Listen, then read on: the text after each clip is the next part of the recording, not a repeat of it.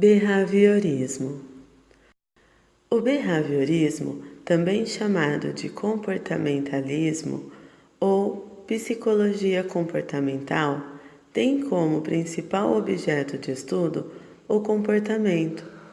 Essa escola foi criada em 1913 por John Watson, baseado na crença que os comportamentos podem ser medidos, treinados e mudados. No behaviorismo, todo aprendizado ocorre através de interações com o meio ambiente. O ambiente forma o comportamento e que levar em consideração estados mentais internos como pensamentos, sentimentos e emoções não explicam o comportamento. Uma das citações de John foi: "Dei-me uma dúzia de crianças saudáveis, bem formadas e um ambiente para criá-las que eu próprio especificarei e eu garanto que, tomando qualquer uma delas ao acaso, prepará-la-ei para tornar-se qualquer tipo de especialista que eu selecione. Um médico, advogado, artista, comerciante e, sim, até um pedinte e ladrão, independentemente dos seus talentos, pendores, tendências, aptidões, vocações e raça de seus ancestrais." Ou seja, segundo os behavioristas, qualquer pessoa pode ser treinada para agir de uma maneira única, se dada o condicionamento correto. Essa pesquisa teve precedentes como condicionamento clássico, que foi descoberto pelo fisiologista Ivan Petrovic, que mesmo não sendo psicólogo, teve sua pesquisa como grande influência no behaviorismo. Esse condicionamento é o envolvimento de dois estímulos que resultam em uma resposta aprendida. Existem 3 etapas. A primeira é a fase antes do condicionamento, onde ocorre naturalmente um estímulo que provocará uma resposta. Exemplo: salivar ou ter fome ao sentir o cheiro da comida. O cheiro da comida é o estímulo não condicionado, pois ele provoca naturalmente uma resposta, e ter fome é a resposta não condicionada, que é a resposta ao estímulo não condicionado.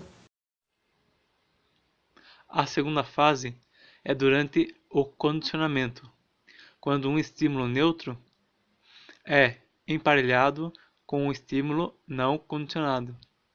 Esse emparelhamento torna-se o estímulo condicionado, que é quando o sujeito já foi condicionado a responder esse estímulo.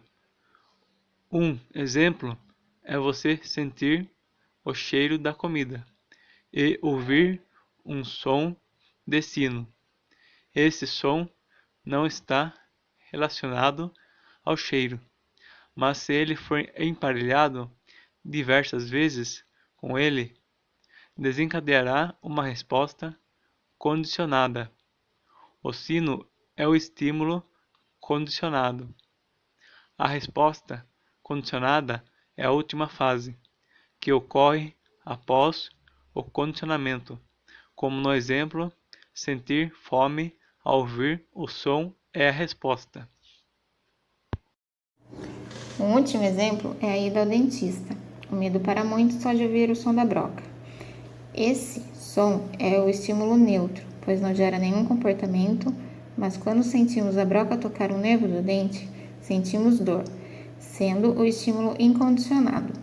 Depois de irmos várias vezes ao dentista, já nos contraímos apenas ao ouvir esse som, sendo a resposta condicionada, pois já associamos o barulho à dor. Em resumo, o behaviorismo procura examinar de maneira objetiva o comportamento humano e dos animais, com ênfase em estímulos e reações. Existem 3 tipos de behaviorismo.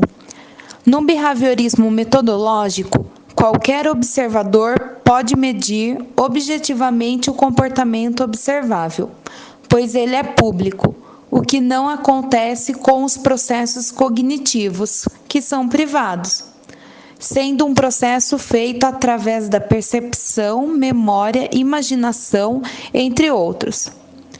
Se opondo ao behaviorismo metodológico, Skinner criou o behaviorismo radical, onde o comportamento se dá a partir de causas naturais e observáveis, excluindo as noções mentais.